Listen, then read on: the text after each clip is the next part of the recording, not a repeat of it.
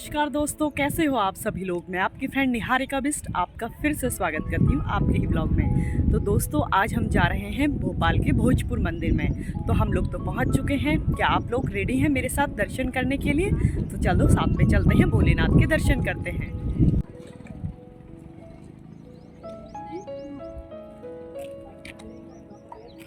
तो चलिए दोस्तों, अब हम भगवान भोलेनाथ के दर्शन करने के साथ साथ कुछ जानकारी भी प्राप्त करते हैं। भोजपुर का ये शिव मंदिर मध्य प्रदेश की राजधानी भोपाल के रायसेन जिले में स्थित है। भोपाल से लगभग 30 किलोमीटर के डिस्टेंस पर भोजपुर नामक गांव में बेतवा नदी के किनारे बना हुआ है।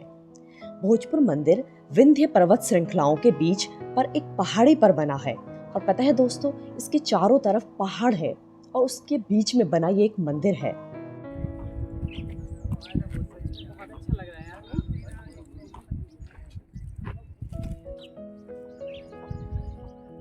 दोस्तों, क्या आप जानते हैं इस मंदिर का निर्माण किसने करवाया? तो चलिए मैं आपको बताती हूँ। इस मंदिर का निर्माण एवं शिवलिंग की स्थापना परमार वंश के राजा भोज ने 11वीं शताब्दी में करवाई थी। उनके नाम पर ही इसे भोजपुर मंदिर या फिर भोजेश्वर मंदिर भी कहा जाता है। हालांकि कुछ लोगों का ये भी मानना है कि इस स्थल के मूल मंदिर की स्थापना पांडवों द्वारा की गई थी। अब इस बात में कितनी सच्चाई है ये तो मैं नहीं जानती। इसे उत्तर भारत का सोमनाथ मंदिर भी कहा जाता है। अच्छा दोस्तों, आपको एक इंटरेस्टिंग बात बताती हूँ। यहाँ के शिलालेखों से पता चलता है कि गुंबद का प्रयोग भारत में इस्लाम के आने से पहले भी होता था। लेकिन दोस्तों, मैं तो इस विषय में नहीं जानती थी कि ऐसा होता था। मुझे तो लगा था कि इस्लाम धर्म के आने के बाद ही गुंबद का प्रयोग किया जाने लगा। क्या आप लोग जानते हैं इस विषय में? कमेंट करके जरूर बताना।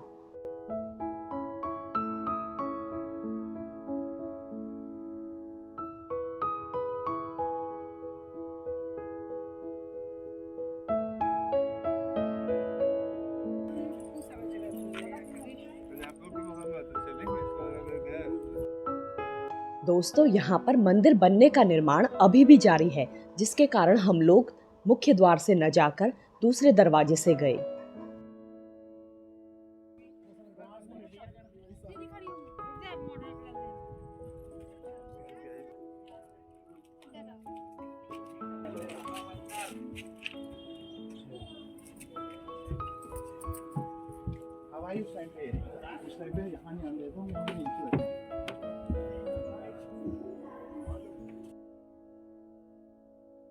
दोस्तों, क्या आप लोग इस बारे में जानते हैं? जो इस मंदिर में शिवलिंग है वो दुनिया का सबसे बड़ा शिवलिंग है। इसकी ऊंचाई लगभग 7.5 फीट है और यह 21 फीट ऊंचे मंच पर स्थित है।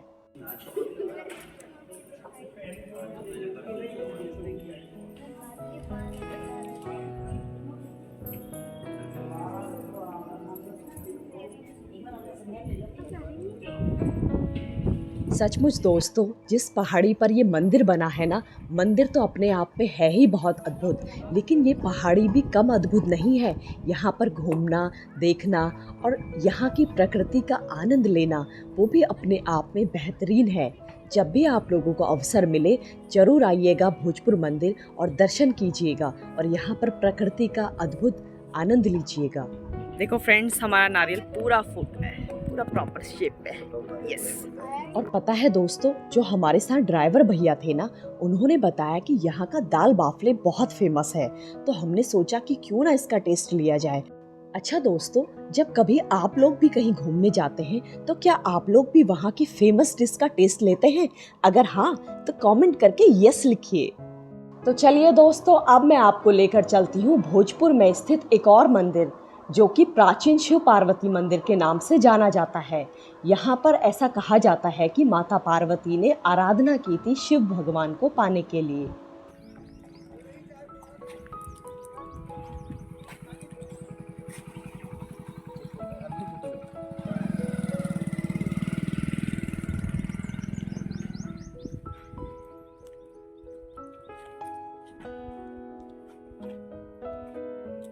तो चलिए दोस्तों, साथ में चलते हैं और माता पार्वती और भोलेनाथ के दर्शन करते हैं।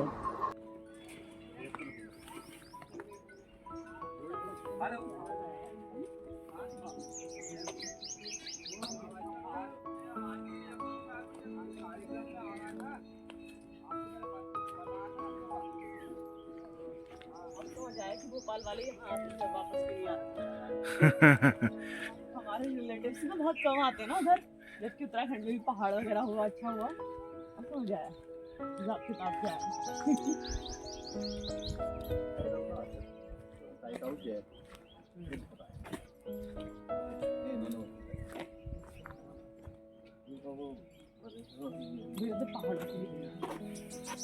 फ्रेंड्स, आप लोग जो ये पहाड़ देख रहे हैं ना, ऐसा लग रहा है इसे देखकर ये पूरा पहाड़ जैसे एक ही पत्थर से बना हो। अच्छा दोस्तों, आप लोगों ने कुछ नोटिस किया? जैसे मैं आप लोगों को भोपाल यात्रा करवा रही हूँ, तो आप लोग देख रहे होंगे कि यहाँ का पहाड़ों का स्टाइल कुछ अलग है ना? जैसे कि मैं उत्तराखंड से हूँ, तो मैंने देखा है कि उत्तराखंड में जो पहाड़ होते हैं, वहाँ पर वो सिर्फ पत्थरों से नहीं, बल्कि उसमें कंकड़ और मिट्टी भी शामिल होती है। लेकिन मैं जब यहाँ देख रही हूँ, तो यहाँ पर जो पहाड़ हैं, वो प्रॉपर पत्थरों से ही बने हैं। मतलब उनमें मिट्टी तो शायद नीचे से ही हो, लेकिन उसके अंदर मिट्टी नहीं है। मेरे कहने का मतलब ये है कि मिट्टी के ऊपर जैसे पत्थरों का टीला रख दिया हो, है ना? और उसके नीचे मिट्टी बिल्कुल होगी, लेकिन उसके अंदर कहूँ या फिर उसमें कहूँ, बिल्कुल भी मिट्टी दिखती नहीं है। आप जनरली देखो ना, और उसमें पेड़ भी उगे हुए हैं, लेकिन शायद कहीं पर मिट्टी ज़रूर रही होगी, मैं ऐसा भी नहीं कह रही हूँ। लेकिन प्रॉपर पत्थरों से ही बने हुए बड़े बड़े पहाड़ हैं, बड़े बड़े टीले हैं। तो चलिए फ्रेंड्स, अब हम लोग मंदिर में पहुँच गए हैं और अब हम साथ में दर्शन करते हैं।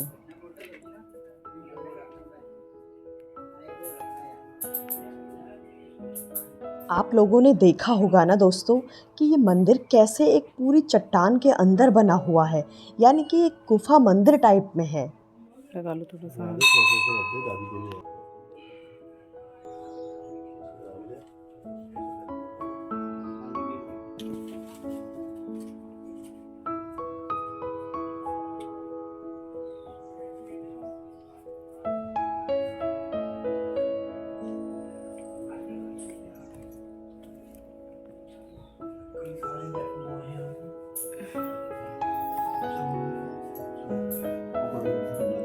ओह माय गॉड, ये जिंदा है। फ्रेंड्स, आप लोग देख रहे हैं ना, ये काले काले क्या लटके हुए हैं? उल्टे लटके हुए चमगादड़ हैं। पता है, मुझे तो इन्हें देखकर ऐसा लगा जैसे ये मरे हुए हैं। ये इतने इस तरह से चिपके हुए थे, तो मुझे सच में ये लगा। मैंने पूछा कि ये मरे हुए हैं, तो हमारे ड्राइवर भैया हंस कर बोलते हैं कि नहीं नहीं, ये मरे हुए नहीं, ये जिंदे हैं। ये ऐसे ही लटके रहते हैं। हालांकि मुझे ये तो पता है कि चमगादड़ पेड़ से हमेशा उल्टे ही लटके रहते हैं, लेकिन मैंने कभी इतने करीब से नहीं देखा था। मतलब उन्हें देखकर ऐसे लग रहा था कि वो इतनी आसानी से चिपके हुए थे पत्थरों पर कि उन्हें देखकर ऐसा लग रहा था कि जैसे वो मरे हुए हों। तभी तो मुझे ये लगा कि ये मरे हुए हैं कि जिंदे हैं। मैं बहुत शॉक्ड थी उस टाइम पर। फ्रेंड्स, ये है माता पार्वती की मूर्ति और शिवलिंग, जिसके हम दर्शन कर रहे हैं।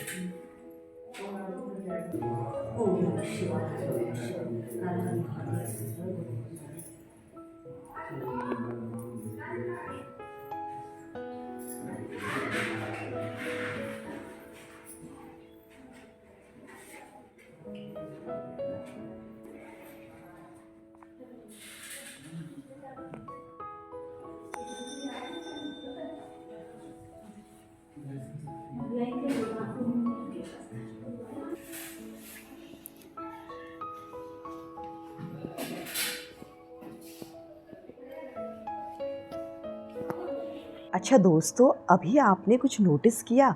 मेरे हस्बैंड ने अपने पर्स में से कुछ रुपये निकालकर मेरे हाथ पे टच किए। पता है ऐसा उन्होंने क्यों किया? क्योंकि हमारे यहाँ पर ऐसा माना जाता है कि सभी लोगों के हाथ टच करने से भगवान सबकी भेंट एक साथ स्वीकार कर लेते हैं, ऐसा हमारे यहाँ पर कहा जाता है। तो दोस्तों, क्या आप लोगों के यहाँ पर भी ऐसा कुछ होता है? कमेंट करके बताना बिल्कुल ना भूलना।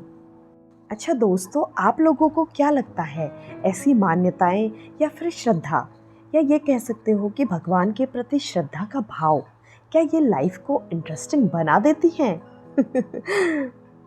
फ्रेंड्स, ये जो आप लोग देख रहे हैं ये खंडित की गई मूर्तियां हैं। ये देखो, गणेश भगवान की मूर्ति भी खंडित की गई है। जब कभी मुसलमानों का राज्य रहा होगा यहाँ पर, तब का ऐसे। तो चलिए दोस्तों, अब आप लोगों से विदा लेने का उचित समय आ गया है। अब हम जल्द ही मिलेंगे नेक्स्ट व्लॉग में। तब तक अपना ध्यान रखना और हाँ, हमेशा हंसते मुस्कुराते रहना।